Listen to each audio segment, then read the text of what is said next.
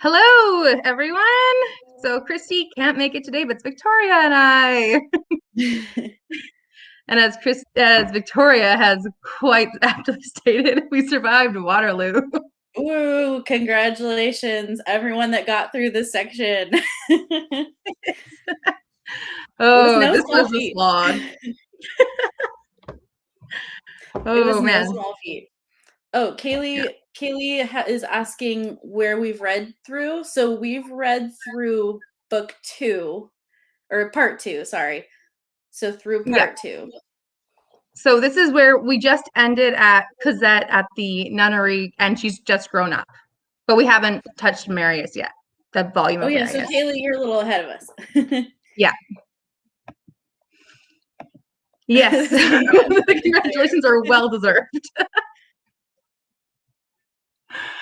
Oh, man, there's so much philosophy in this section. I feel so undereducated to talk about it. Yeah, me too.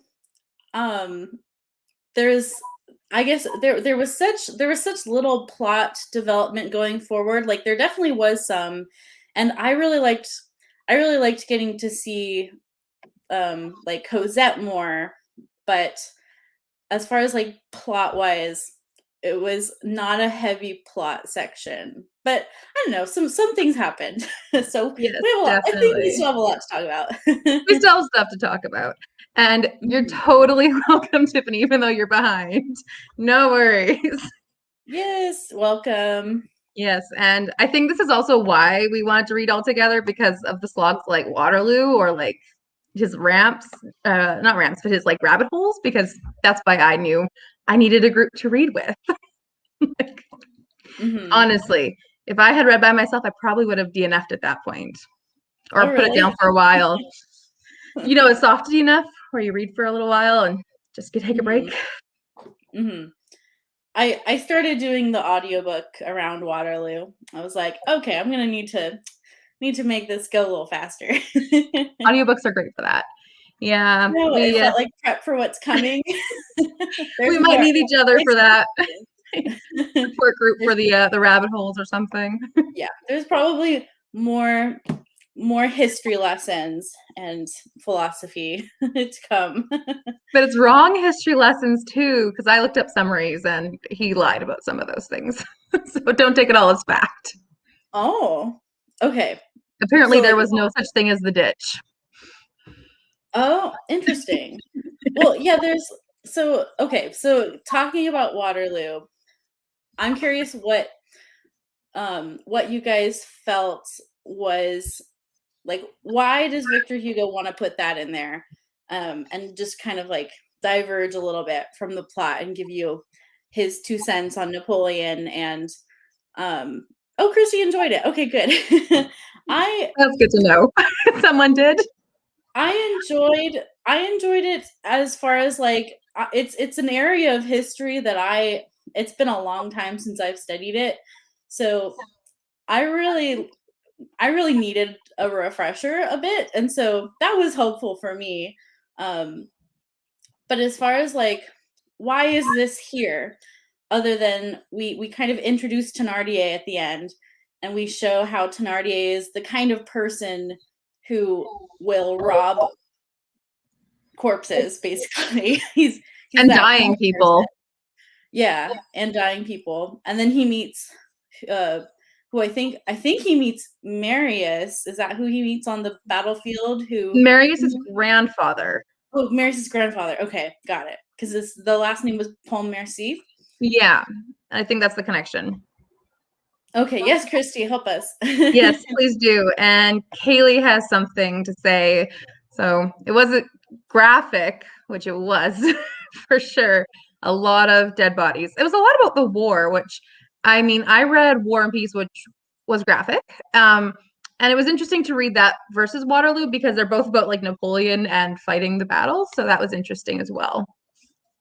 But I was also like, this is really long. Why do we need this? It has nothing to do with the characters. That at least was my slog part of it. Yeah. Yeah. Yeah. And then there's Tiffany's point. A lot of vivid Yeah. descriptions. I felt similar to that, Tiffany. A little bit lost just because of my own lack of French history knowledge, really. It just made me want to know French history better. Yeah. Yeah. And she also says it felt like 200. It felt like it was never going to end. But at the same time, it was beautifully written, like everything else he writes in this book. That's the conundrum. Yeah. And then Sarah says, the atrocities of war, revolution. Yeah. And it's true. There were certain parts of it which were interesting, and like The Ordinary Man, which I think, his part about commentary of the everyday world, which was very interesting, and everything that he has. But at the same time, it's like I'm reading a book about, Jean Valjean, and what does it have to do with that? But I don't know. I feel like what I have figured out is that he writes backstory, and then he's like, and by the way, this character, like we just saw, Jean Valjean's not dead, and we're like, well, we've already figured that out. And just like we saw, that man was Jean Valjean who saved Cosette, and you're like, we've already figured that out. It's like he does a That's a good point. backstory, and I so Yeah, I wonder, like to at least to me, I don't know how you guys have felt about that, but like the foreshadowing is very heavy-handed, and like the hints are very heavy-handed as well. Particularly with like, oh, Jean Valjean, this mysterious guy is probably Jean Valjean, and then he doesn't tell you till later. He's like, by the way, that's Jean Valjean.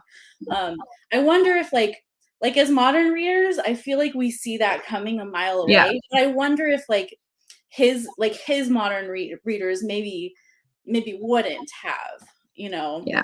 We So probably see it with our modern lens and how many books we've read or those tropes we've read, but right. maybe they didn't. So he has a lot of backstory being told before. So yeah, Christy has such an interesting thought about the fighting between War of Waterloo and then going to be the Revolution. Okay. Fighting for liberty, or I think that's what Christy's trying to say, right, Christy? So she Praise has some some kind of quotes. fight for liberty. Hmm. Yeah, there exists a very respectable liberal school which does not hate Waterloo. We are not them. We are To not us, of them. Waterloo is but the unconscious state of liberty. That's right. That such an eagle should come from such an egg is certainly an unlooked for thing. So interesting. Okay. Yeah. So he's bringing it up as well to contrast the schools of thought as far as Mhm. the war and what the war was fought for, which I know we have lots to come about the actual French Revolution later in the book. So yeah, I guess this kind of just felt like his introduction to like the war philosophy, and like looking back on it and seeing like what was the point of it and the different perspectives on what really happened. Which is Yeah. interesting that you brought up if he has some technical historical inaccuracies from his perspective. Well, That's interesting. I read on one summary that there was never a ditch. And so he's actually representing that wrong. So it's interesting. Okay. But there Yeah. was, from what I understand, weather issues that were against Napoleon, Yeah. and Napoleon didn't really like account for the weather issues. I think that's true. And I also remember from War and Peace that Napoleon was a really strategic person, but then he made some really dumb choices towards the end of his reign. So a lot of people made have speculated that he did some really dumb choices, which were really out of character. Hmm. So I don't know. And Yeah. Napoleon, yeah, and Tiffany brings up too, Napoleon being a huge character of history, and he really a larger than life figure, and we get that as well from Victor Hugo's perspective of like he was a very charismatic leader, Mhm. and was quite powerful, and then to see his downfall, and just like the natural like the natural ebb and flow of like downfall of empires, rise of other empires, is also kind of what I was thinking. Yeah. The Waterloo section was maybe there for just bringing to attention the rise and fall of great men and great empires. I'm very interested to read a Napoleon biography. I had one, and then I was reading some reviews on it, and it says it's very inaccurate. So I'm like, ooh, okay, gotta find a different one. And that one is also like 1,000 pages. So I'm like, dodged a bullet. 1,000 pages. Yikes. Yeah. All right, Christy has another quote for us. Let us see. Only in Waterloo, only what isn't there in Waterloo. Of intentional liberty, nothing, or international liberty. So, yeah. Waterloo's given us some topics. We all hated it, or we all drudged through it, but it was it's been interesting for sure. Mm-hmm. It's something we could definitely take a lot more time to dissect and talk about, but I know it's not it's not probably something we want to do right now. Well, we all spent so long going through it. We don't want to talk about it for an hour or two, like right.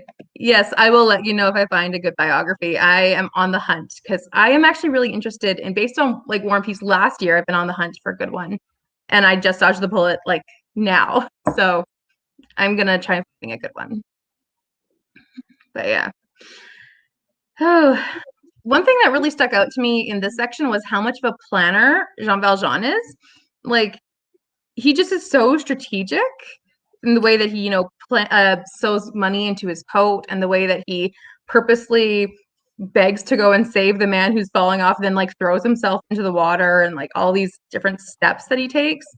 He's just so good. Well, I have a question about that then. Do you think that the whole ship adventure where he rescues the guy and then he disappears into the water, was he planning on doing that? Was that his plan all along, or was he only rescuing? Do you think he was only rescuing the guy to get out himself, or was it just like an opportunity? I think he was trying to help the person, but at the same time, he was like, "This is a really good opportunity to escape." Mm-hmm. It made me wonder, like, his character. I don't know if we're supposed to read that as he is planning, or he's just like being given opportunities to escape. Well, he set himself up for the opportunities. I think that's what he does. Because like he also buried money, right? I'm assuming that was him. Because of the way they talk about every single person who's a suspicious person, I'm assuming is Jean Valjean now. Every single person. Yeah. So it's just, he's such a planner that every time something comes up, it's like, oh, he just has magically worked situations out in advance. He's just really smart, and I'm really appreciative of that this time. As an escape artist. Yeah. And also a reformed man. Yeah. So he's almost being given these opportunities, like perhaps by God.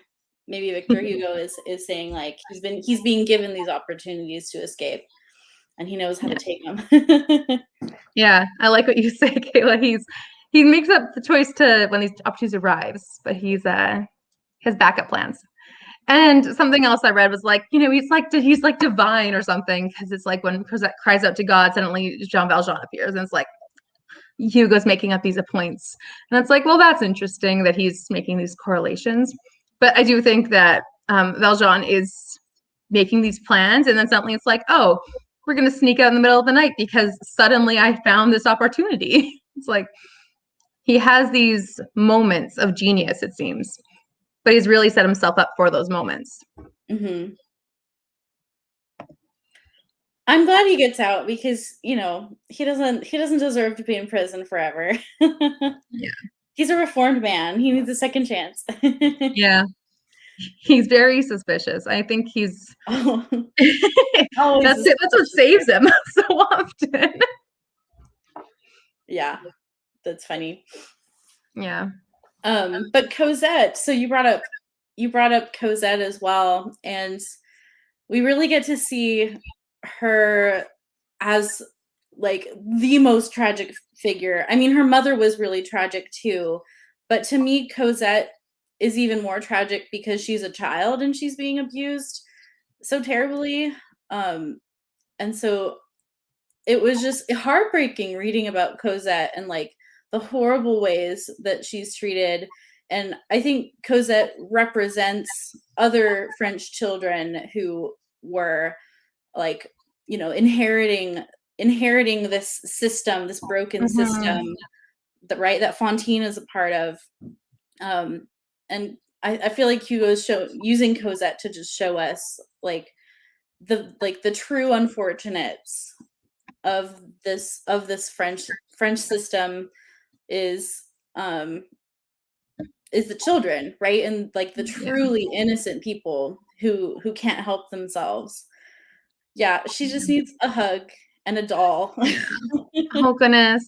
And it's just something where she has no choice in the matter, and it's just something from coming from like working with kids, and I'm sure like you feel the same way as working with kids, that it just hits you differently. Like where life experiences hits you in a special way, and like seeing children like that, it just breaks my heart in books. And because she's trained to only work, and then when she has nothing else, like, and she's allowed to play, she gets rags and puts them around a tiny sword. Like that just broke my heart to read. Mm-hmm. It was like, Yeah, oh she's like using a sword as a doll or something. Yeah. yeah, that's because she has nothing else to play with. Yeah. And So she broke the one rule of touching their doll. It's mm-hmm. like that's the worst. Yeah, and Oh yes, that whole walking section. for water. Like she's 8 and she's like malnourished and she can't carry that giant bucket, especially full of water. The whole section was really well done as far as like putting yourself in Cosette's shoes, I felt. And like you feel like you're walking into the darkness with her, you know, and like a kid being afraid of the dark, that's like the most basic thing, right? And just like how cruel it is to make her do this task in the middle of the night, and like, you know, with no, like she could be like anything could happen to her, but the Thénardiers don't care, you know. Yeah. She's just Unless it's like expendable. to lose a servant. Right. She's not human. She's almost not human to them. No, unless they're like losing someone they don't have to pay for wages, Mm-hmm. which is ridiculously sad. It's heart-wrenching. Mm-hmm. Yeah. Yeah, he totally does. And the way he set it up too with like, you know, the guests at the end saying like, "Oh, it's so black out there. No one would go out." Like it's not even just like being like him like it's a dark night. It's like everyone's commenting on it. It was Yeah. oh Even the adults wouldn't go out and do that task. And like they're making poor Cosette do it. yeah. So sad. Yeah. And she's just so filled with trauma, like that. Yeah, this scene where she wakes up and is like, I have to find the broom because I have to go sleep. And I'm like, oh, I've overslept or something. You Mm-hmm. know, you just see that. Mm-hmm. It really does show the messed up society that no one is even coming to her aid. And they all know that being mistreated and abused in that household. Mm-hmm. Well, Madame Thénardier is an interesting character to me as well, because they show that she's capable of treating people well, because she treats her own children, well, at least her daughters, Yeah, well. not her son, but her Not her daughters. son. Apparently her son she doesn't care about, but her daughters she treats well, and she can, like, on the surface, like, she's capable of doing the right thing, but she's like truly got a wicked core.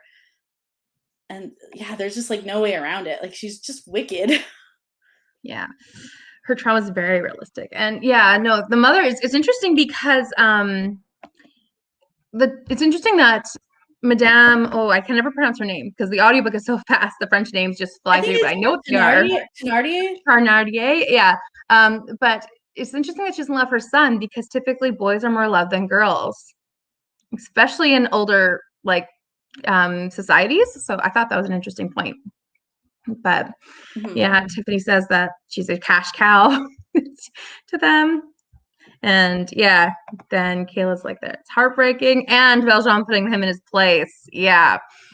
Because he's refusing to. And I love how he like withholds that note for so long as a like kind of is like the ace up his sleeve. He's like, if you're gonna do this, like I'm gonna make you blackmail me and then be like, here, just so you know, you can't actually. Well, This it isn't was kind of legal. funny too because I was like, why didn't he Yeah. show them the note at the beginning? You just be like, hello, I have a note from Fontaine, but I guess Victor Hugo makes us wait for that information. Yeah. We don't know that he has the note until the confrontation between Mr. Thénardier and Jean Valjean. Yeah. But I was like, he could have shown him the note earlier. Yes, we will talk about that, Kaylee. Them scaling the wall. That was interesting. I had to re-listen to that because that was a little confusing to me because it was on double speed. Oh yeah, I didn't understand the layout of that either. I'm in general, I'm not good like spatially. I'm not good at imagining space. I can explain because I re-listened to it. But yeah, no, that was with their whole running away scene. It felt like an action movie or something to me, just like they're constantly on the run.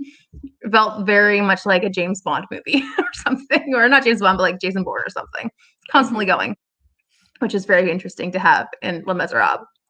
But when that scene happens, they are running through, like, so they're running away. I don't remember the exact events because they're always running away.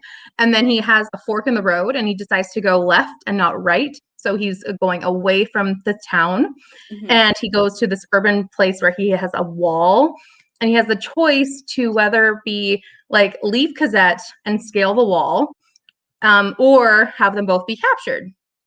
And what he decides to do is he says, okay, Cosette, Madame Thénardier, whatever her name is, Madame is here. And then, of course, Cosette is terrified out of her life. And so she says, you don't make a sound or she's going to catch us because he doesn't want her to talk. And because he needs a way to carry her with him. And he can't do that. And then he manages to, I think, make a rope out of his like tie, essentially, and tie her around his chest and climb the wall with her like that. He's a strong dude. So because he couldn't carry her and climb, he manages to make a rope out of his tie and climb, but she has to be completely silent. Wow. Can you imagine how strong you have to be, like physically? Yeah. To like carry a person quietly up a wall. And I missed this quote too, Tiffany. That's great. Yeah. The devil sat in the corner and was shocked. Yeah. That is a good that's a good point. Even the devil is shocked. Yeah. And it really shows the polar opposites because Valjean's very much treated like the Jesus figure in this book. In like, you know, saving Cosette and almost like coming back to life a lot, I think. Which, okay. I don't know. That's what some of the summaries are saying. I don't know. With like the resurrection and the deity stuff. I'm like, I don't know. They're putting a lot onto it or not, but it's interesting. I read a lot of them trying to get over or understand the Waterloo section at the very least.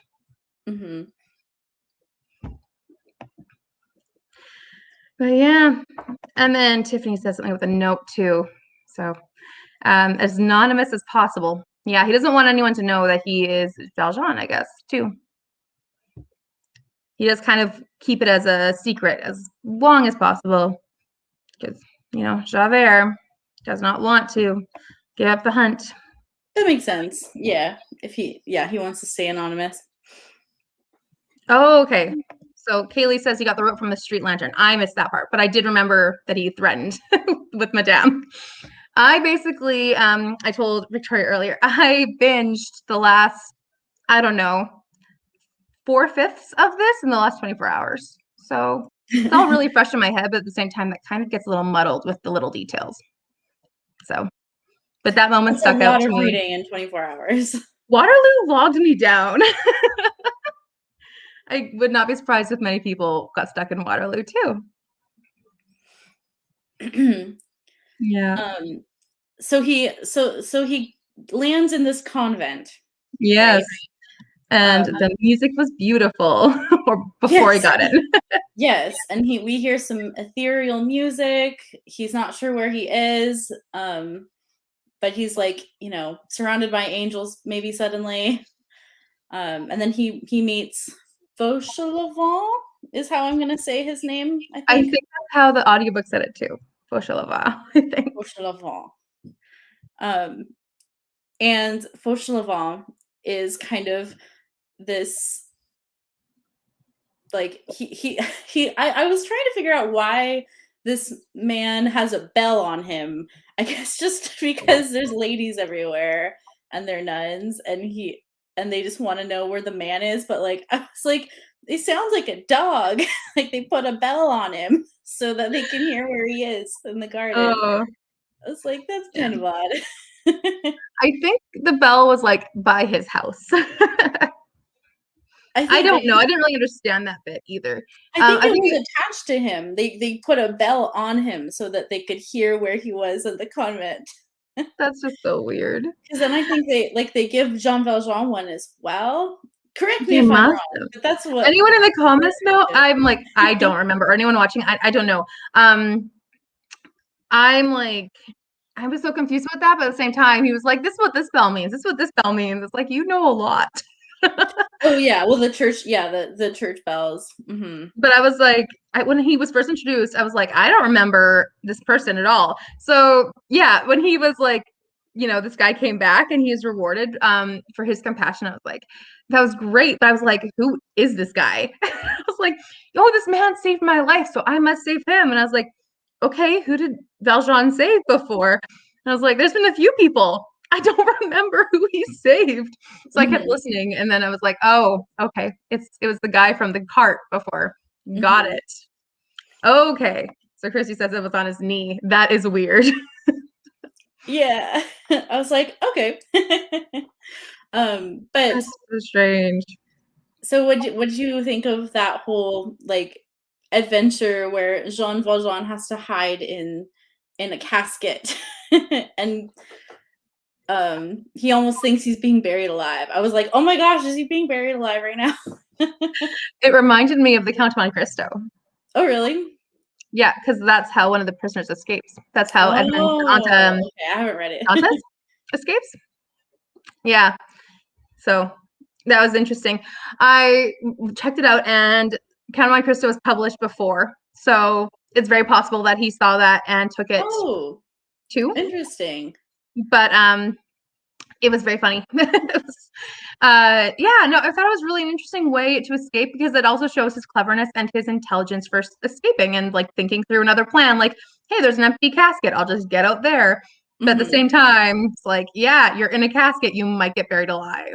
Like, of course. It was a plan that almost went wrong. It almost went very wrong. The height of drama. Yeah, of course. It's like so bad, potentially so bad. It was a brilliant plan, though. Yeah. It's a brilliant plan, except for one little hiccup, right? Except for the fact that one person died. Yeah. Yes. Yeah, totally. Tiffany says that, redemption is saving him, but then that's bringing it back to Javert's attention later or earlier on. Oh, yeah. That's a great point. Yeah, that's a great point. Going back to that. Yeah, he never stops that behavior, that character arc of his. He never stops giving and being kind, but at the same time, that always is a problem for revealing his own identity. Mm-hmm. And Javert is a complete contrast to redemption, right? Javert doesn't seem to have redemption or of any kind in mind. He just wants justice, and to him, justice looks like putting you in prison forever. And he doesn't care that you've already served time. So yeah, no, and it's like, I'll do everything possible to catch you again, no matter what. And it's like, I don't care if Cosette's now on the street. It's like, or if she goes back to her awful foster family. Mm-hmm. Don't care. Right. Yeah. I don't think Javert would care about that. I think he wouldn't. He just wants the system to be held in place. Mm-hmm. Obsessively. Yeah. And then Kayla with what is it? The other guy, the cart guy. I also don't know how to say his name. But this one is like how he does not know how, or he pretends not to know what to say, but he is very smart. And he's like, I don't know what you're talking about. It's like he knows exactly how to get Valjean into the nunnery. Mm-hmm. Yeah, that section was pretty funny, actually. Yeah, he's clearly over the years he's learned how to play dumb. Like you get the feeling that he's done this before. Yeah. With the nuns. Yeah. He came in and he's like, I gotta be dumb to work here because they're gonna kick me out if I'm not. Yeah. And then Kaylee with the bell. Thank you for helping us with this. That would also help with the nunnery being like a man among all the women. I'm sure that would help. Being like, right. Where's the only man? That makes sense. Mm-hmm. Yeah. So yes, and Kaylee does say that right away. So thank you. Right. Yeah. So there's a big critique. Yep. There's a big critique section on monasteries, right, and convents in general. Do you think that Hugo looks at convents in a positive light or a negative light? What do you guys get from that? Good question. I'm curious. Because he clearly, he very much has an opinion about the monastic life. Mm-hmm. From his 50 pages about it. Yeah, he's talked a lot about like the nunnery. Mm-hmm. From what I gathered, I think he thinks a bit negatively of convents and monasteries, and I could be wrong, but what I gathered was he felt. I mean, he compares them to the prison, right? He compares them to prisoners in one section. It seemed that he didn't find convents effective in their faith. Seemed to be his mentality. I'm curious what you guys got out of that section. It's weird because he was so positive about the first priest, and then he's like so anti the nuns, and I think it's because almost like, at least this is the way I'm reading it, is that he's almost forcing, or they're forcing their beliefs onto others, like the girls are forced into this, so maybe that's why. I'm not quite sure. Because like the priest wasn't forcing anyone to do anything, but like the nuns are forcing them like they were a prison. Well, they certainly have their. No worries, Krista. You're welcome to come.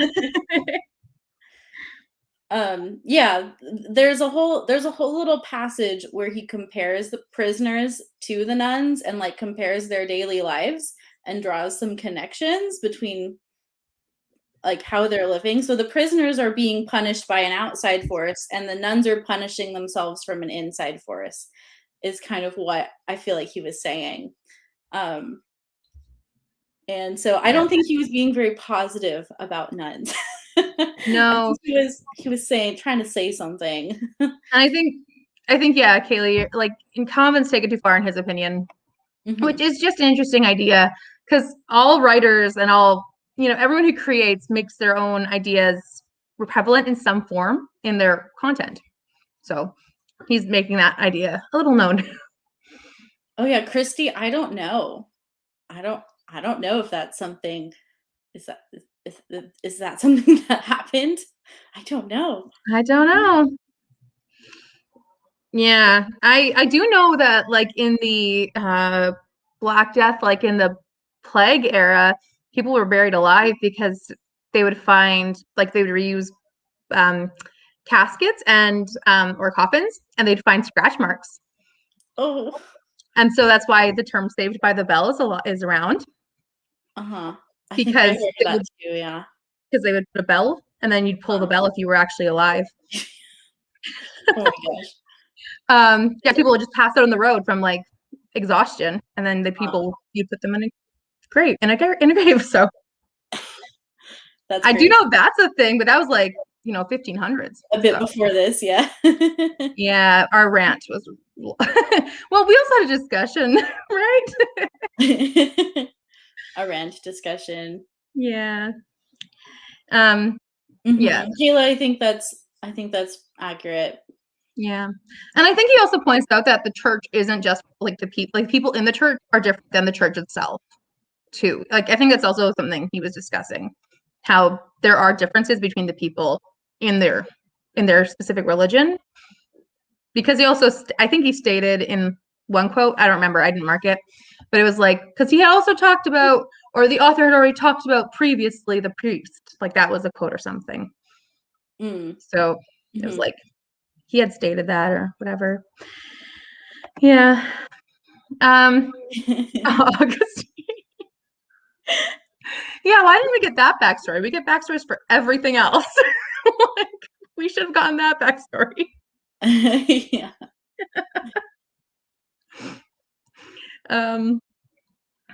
Yeah, Tiffany, I need French history lessons. That's what I've learned. Me too. Yeah.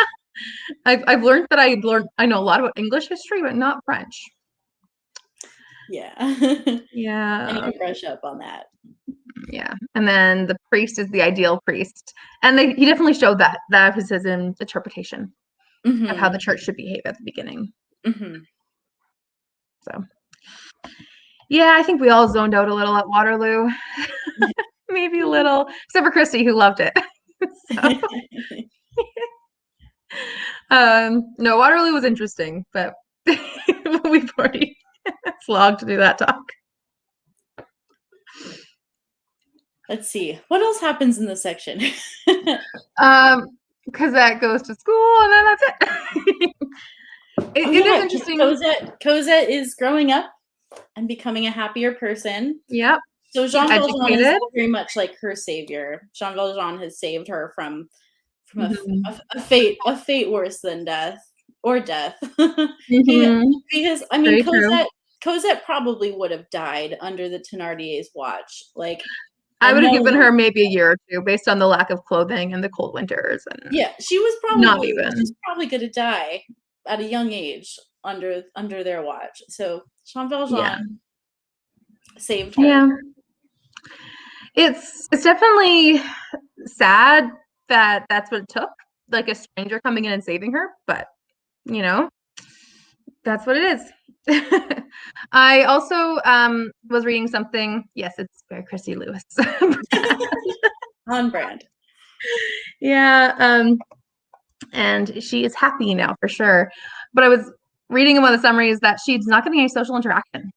So for anyone who has watched the musical, so you at least have some idea what's going on in the future, or you've read before, I mean, we all know that she has no interaction with the male gender, so she has no idea what's going on in the future.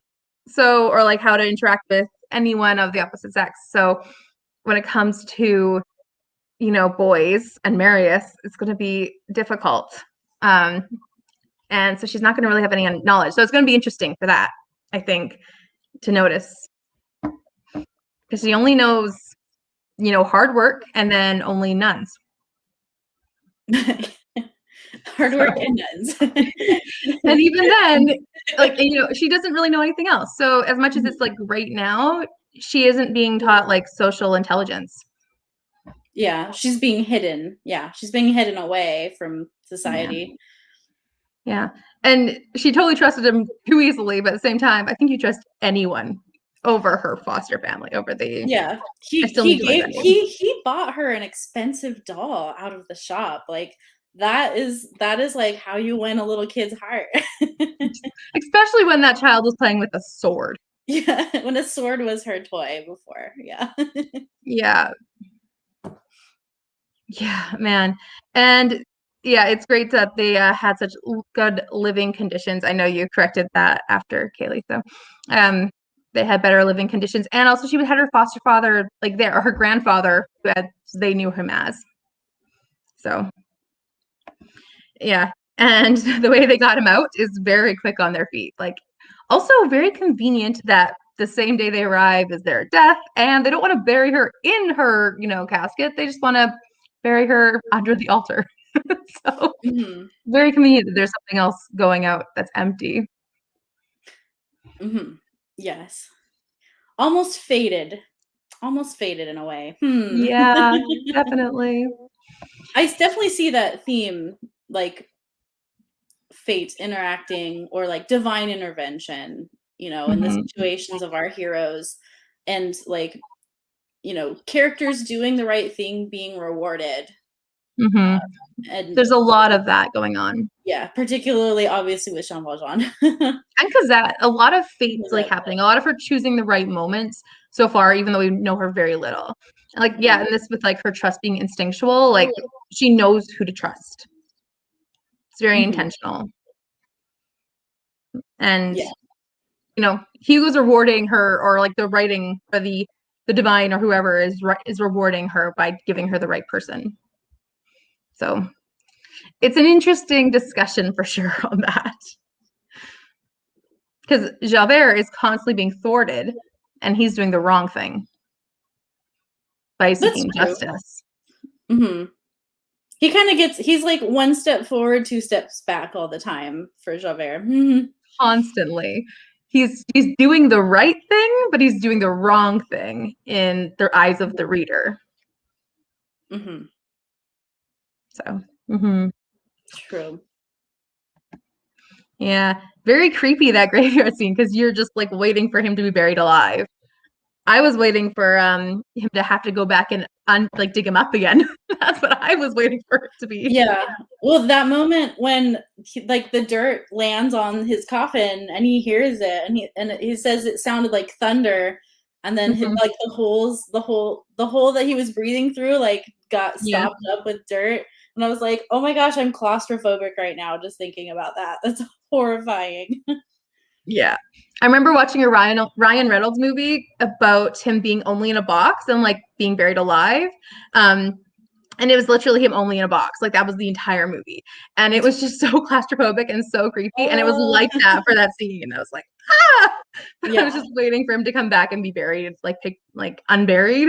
But I was like, oh goodness, this better not. I knew it was gonna get better, but I was like, please, like hurry up. Yeah. Like I think Jean Valjean survives the rest of the book. Better, right? A lot of pages left. Pretty sure he Yeah. lives. Javert is frustrating. uh, yeah. Yes. Yeah. His moral code is not connected to love and mercy, exactly. Hmm. It's interesting. And then, yeah, we hate that guy. Russell Crowe's a great actor, but in the movie, at least the musical, he's playing the bad guy, isn't he? Which adaptation was that, Christy? I'm curious.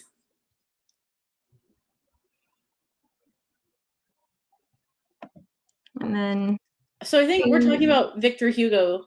I think they're talking about Hugo's ideas. Is that correct, Kaylee? um, I think that's what they're talking about. I I think got they're lost talking in about a little. that. We're talking about a lot of things in the comments. Yeah, I think this is Hugo because it's about that. And then Tiffany's talking about Javert, I think, about rules versus or legalism and imposing that, rules and enforcing it. Yes. Ideas of mortality or morality. There's a balance between upholding it and showing compassion. Yeah. And I think that's where like legalism comes into play with a lot of, I think, Hugo's ideas of it, which I think is becoming very apparent with Javert's character. Because like Tiffany says, it's all about legalism. And he's not caring about what happens to other people, like little Cosette, who he knows is traveling with Javert, who could be stranded, or he could bring back to an awful situation, who has been kidnapped. Not really. She's actually been sold. Mm-hmm. Yeah. Yeah. It's an interesting contrast, isn't it? Seeing the two different ones, but I think that's what makes them so unique because, well, not unique because there's always that contrast between a hero and a villain, but at the same time, the hero is the convict and the villain is the policeman. Exactly. In this classic, which I think is very abnormal for this time. I might be completely wrong about this time period in French literature because I'm not very fluent in French literature, but it's very interesting to me from this time period. Yes, duality. There's that a lot in this book. Mm-hmm. And then Christy is saying Liam Neeson and Jeffrey Rush. Oh, I like that adaptation. That's like It's been a while since I've seen that one. That's a good adaptation. Yeah. And aren't there any other lawbreakers? There are definitely. There should be, right? Yeah, no, he seems to be just very obsessed with this one person. I mean, we don't get a picture of like anyone else he's chasing, you know. He's just very one-track mind. Yeah, and as if it's like, you know, the FBI's in top 10 most wanted list. He's like, Jean Valjean's on the top of the list for what? In Javert's mind. There's nothing else. For stealing bread many years ago. And pretending to be someone else because he couldn't get a job or he couldn't, you know, get food at an inn. Like, there's nothing else. Yeah. It's like, dude, don't you have something else to do? There's got to be more criminals out there who are doing worse things to go chase. Yeah, the whole white whale obsession. Yeah, you made a comment of that earlier, Kaylee. Yeah. Yeah, that's a good just chasing something which is ridiculous. And that's the whole point, I think, of this book is just, you know, this obsession that he has, and we're seeing that. Yeah, he should get fired because he's really not doing a job. Yeah. Yeah. Examples of prevalent injustices in the system is very, very common in this book, talking about that. And he likes to talk about that quite in detail in some sections, which is good. I do enjoy that commentary. So, yeah. And then Tiffany says, yeah, the only penalty he didn't get charged for was stealing money. Oh, yeah, that's right. Once. But that's enough in this society, right? And he still looks for that little boy. Yeah. I don't know if you caught that every time he sees a little boy, he kind of looks and sees like what their face looks like and stuff. Like he's always looking for that little boy again. He wants to repay the fine. Like he wants to repay it. He wants to right the wrong. So, which do you think maybe we might meet that little boy again? I wonder. You know, we see a lot of people who we've met before. Something tells me we will. I wonder. I honestly am really enjoying this as like my first time reading it, even though it was like a slog at certain parts, but I'm loving this. Yeah. Me too. And then, social justice reform. Yeah, he's really big on that. And it's good to see because it is something that does impact, you know, change in the world. And we see that now even in a lot of books. What parts are we looking forward to in the next section? I feel like I'm unsure because I didn't even know that like he was recaptured. So that was a nice surprise for me to like read that section. So, well, with the introduction of Marius, we're going to meet a host of other characters probably as well who surround Marius. So I'm looking forward to broadening our cast of characters a little bit. Yeah, and I'm excited to meet Marius and like see how he's connected with the with Eponine and her family. So like, and her brother, because if I remember right from like the movies, he's connected with them. Maybe I know that they're connected obviously as families because of the war connection or Waterloo connection. But I'm excited to see that, and I'm also excited just to have the surprise of whatever happens. Like it'll be fun. So, well, Cosette's gonna be grown up. We're gonna see a grown up version of Cosette and what she's like. Yeah, and then the Scots, they're getting off scot-free. That'll be interesting to see them, I think, in the future because I think it happens in the future if I remember right. What I heard about it, but it'll be good to see. And then Sarah, you're new to the story, so great. You'll be completely surprised whatever happens. That'll be fun. I know. I kind of wish I was new to the story. It's nice to like not know what to expect. Mm-hmm. Yeah. But yeah. And it's also interesting to me that the big poster for it all is Cosette sweeping with a broom, and it's already over that section. The big things that we know of this story are already done. Like Fantine and Cosette as a child are already done. And that was like in the first 30% of this book. I mean, it is such a big book that was like 400 pages worth, but still. Very fun. Yeah. I expect we're going to get more into the politics of the French Revolution as well.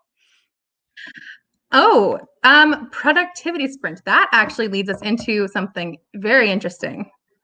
Oh, yes. We want to talk about that, Victoria? Yeah, let's go ahead and share that. Well, and if Christy is in the comments, she can elaborate as well.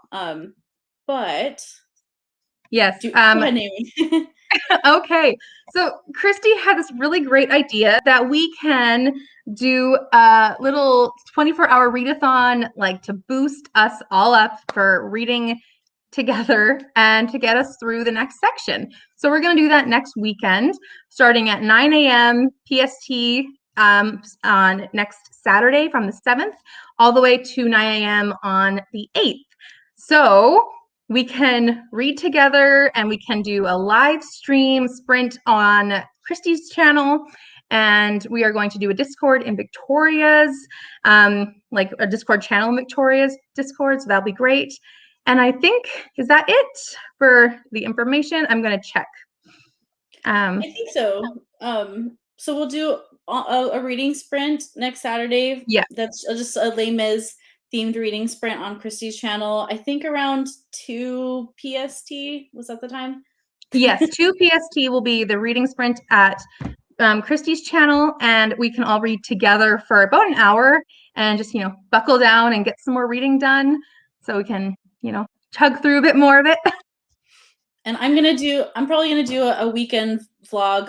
I'll do like a 24-hour vlog or something. So if you want to vlog your 24-hour Les Mis reading, you can do that as well. But basically, we're just having like a day where if you are behind, you can catch up and read with us, and we can just chat about whatever section we're in. And yeah. Oh, there's Christy.